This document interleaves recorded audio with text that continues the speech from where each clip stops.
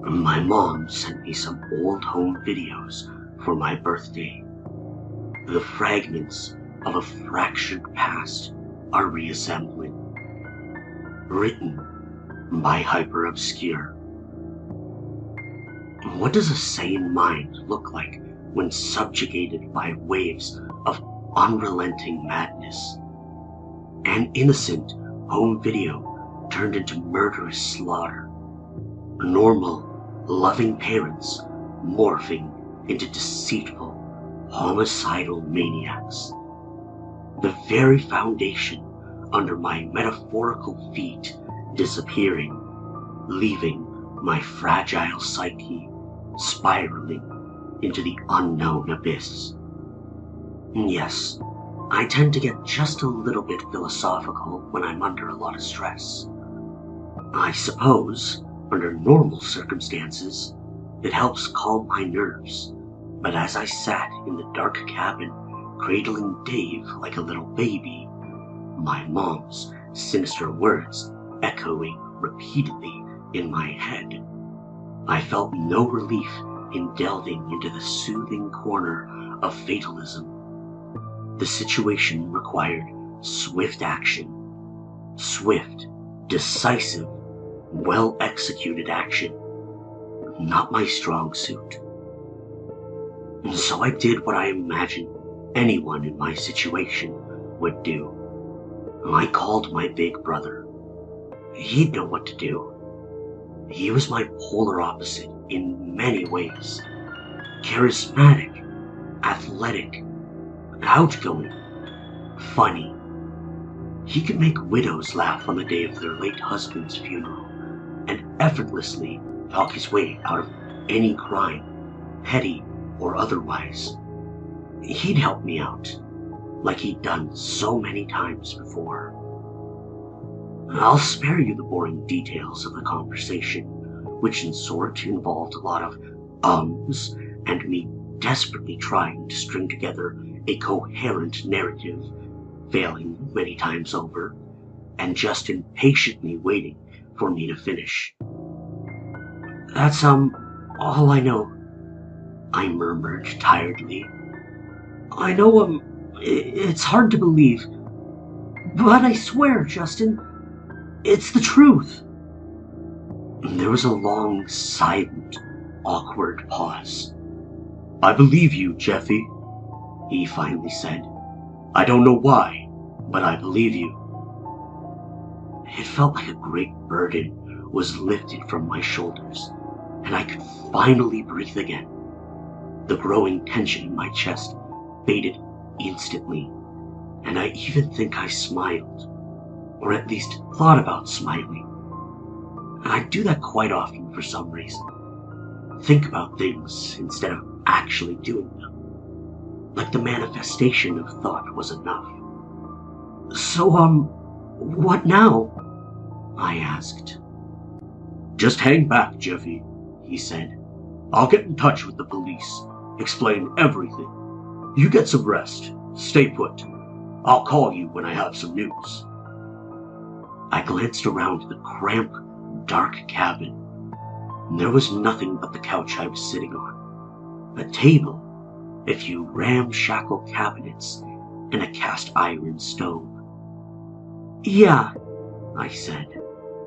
I'll do that. Justin? Please hurry, okay? You know, I don't like waiting. Will do, Jeffy. Will do, he said reassuringly before hanging up. I sat in the darkness for a while, staring at nothing except dull wooden walls, trying to make sense of everything that had happened. It didn't. Nothing made sense anymore, and I had a hard time figuring out how anything could ever make sense again. It was like my whole life had been an illusion, an impossibly elaborate magic trick, where I was the poor white rabbit stuffed in the hat all this time, obscured and hidden from heinous reality. I guess I must have dozed off at some point, collapsed in exhaustion. I know it wasn't a dreamless sleep, because I remember swimming in rivers of blood. But I care not to dwell on the details of it. It doesn't help with my anxiety. It doesn't help with my sanity. I woke up sweating and shivering and hurting to the vague sensation of my phone buzzing. I'd been asleep for at least 12 hours, but it felt like barely a minute, and the vibrant rays of the sun blinded me as I stumbled to my feet. My body felt battered and beaten, almost like I'd been in a car crash, and it took me a moment or two to realize that, yes, that's exactly what had happened. Justin? I muttered weakly. Did you fix it? Can I come home? There was no answer, just silence. I waited patiently for maybe 30 seconds, every so often, checking if the call was still active. Justin? I inquired once more.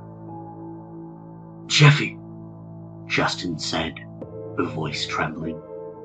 You need to stay put, okay? Don't move, you hear me? Help is on the way, all right? I stammered confusedly. I don't understand. Did they find Dad? Did they find Mom? Is, she in, jail? I found Dave chilling in the warm sun behind the couch and gently lifted him up with one arm. He was a support animal of sorts, I suppose. I always felt calmer when holding him. Oh shit! Justin whispered. His voice was cracking, like he was crying, or trying to avoid crying, and it really put me on edge. Justin never cried. They found Jenna at Mom and Dad's. She's dead, Jeffy. Stabbed. Murdered. Blood all over. Absolutely a fucking mess. Oh shit. And, Mom? I asked. Did they find Mom? Missing. Gone. Justin sighed. But that's not all, Jeffy. The baby. The baby. Jenna's baby. Shit. The baby is missing too. Nowhere to be found. Oh, I muttered. That's, not good, is it? No, Jeffy, that's not good at all, he said, a slight hint of annoyance in his tone. But listen, the cops want to talk to you. It's real important, Jeffy. Just, stay put. Don't run. It won't look good if you run, Jeffy. Okay, I said. But why? Why can't I just come home? I haven't done anything. I can show them the video. Prove that Mom did it. Stay put, you hear? He said sternly. Just stay there. I've given them your location, Jeffy. They want to bring you in. Don't do anything. Sure, I guess, I said, staring at Dave, trying to understand what was happening. I'll just, sit back with Dave then, I guess. Yes, of course, Dave, he sighed. Stay put with Dave, sure. I'll let them know, okay? Yeah, thanks, Justin, I said. Talk soon. He hung up, leaving me once again drowning in the fathomless depths of my own anxiety. I knew that I could trust Justin, but I also instinctively knew when he was lying. He'd done it before, leave out certain details to keep me calm and docile as he'd have it. He didn't want me to worry, to stress out, to lose my mind. But this time it went deeper. This time, I'm not so sure he believed me. Or worse yet, he didn't trust me. I couldn't know for sure what the police had told him, or what he'd told the police, so in my rather feverish state of mind, I did the exact opposite of what he ordered me to do. I promptly left the premises, grabbed Dave and the laptop, and stumbled into the forest, not having the slightest idea of where I was. Add to the fact that my sense of direction was abysmal at best, and you have one confused Jeffy heedlessly heading for disaster. In retrospect, it was somewhat of a miracle that I didn't just topple over and fall unconscious out there in the middle of nowhere. I didn't realize the extent of my blood loss until I saw my ragged pajamas in the bright sunlight. I was positively drenched in blood, from neck to toe, a crimson spectacle staggering through the woods. And there's like a few gallons tops in a human body, right? I'm sure some of you know this. I didn't. I went to some rather dark places of my psyche on my impromptu hike, revisiting memories I didn't know existed. Time spent delving into a childhood that seemed so strangely lacking. I could barely remember anything before the age of 6. And even then, there was little but snippets, brief flashes and fragments. Isn't that strange? Dave seemed to enjoy cleaning my clothes, though, and with him as company, and possibly some sort of feline guardian angel, I somehow managed to keep a moderately acceptable pace. I didn't want to expose my rather ominously decorated persona if I could avoid it, so when I stumbled upon the main road several hours later, I kept myself hidden in the tree lines for as long as possible. Thankfully, the streets were more or less empty when I reached the outskirts of town. It was getting pretty late, so shrouded by shadows and sneaking stealthily around corners, I was able to get to my apartment, unseen by anyone except for the neighborhood hobo, Lars. He'd probably seen stranger things though, so he didn't seem altogether that bothered by my bloody appearance, nodding idly as I gracelessly tripped past him.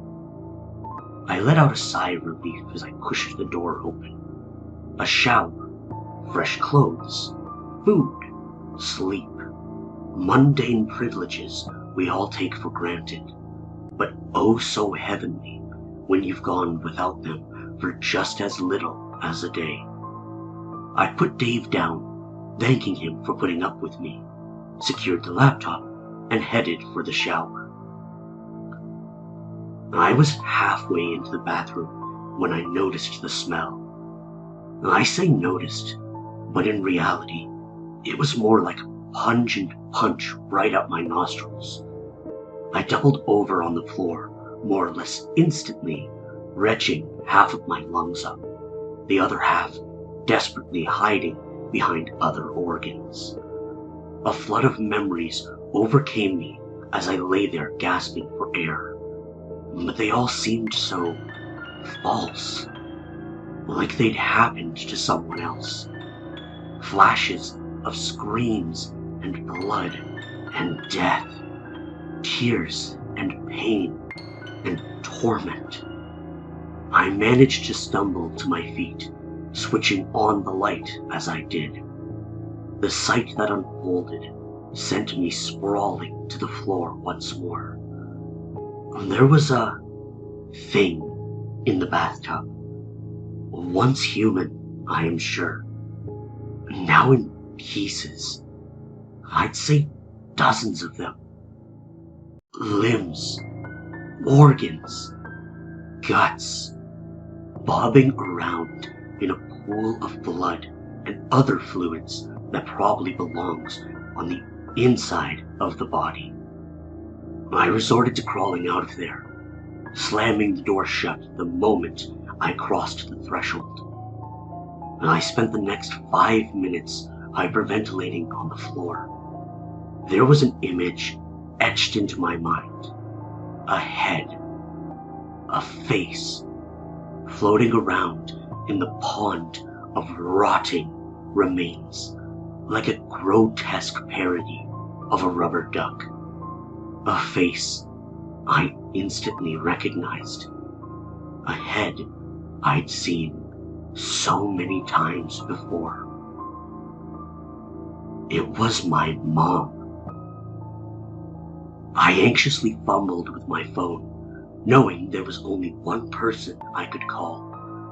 But I was immediately greeted by a bunch of unread messages and missed calls, all from Justin. I guess I hadn't noticed. I opened the messages, feeling an unrelenting dread rising as I rapidly read through them. Are you still there? The cops are coming now. Don't move. They should be right outside now. Don't move. Stay put, Jeffy. They're inside. I can't find you. Where are you? Stay where you are and call me. Where are you, you fucking shit? I told you to stay put. Fuck you, Jeffy. Where are you? You're fucking dead when I find you, Jeffy.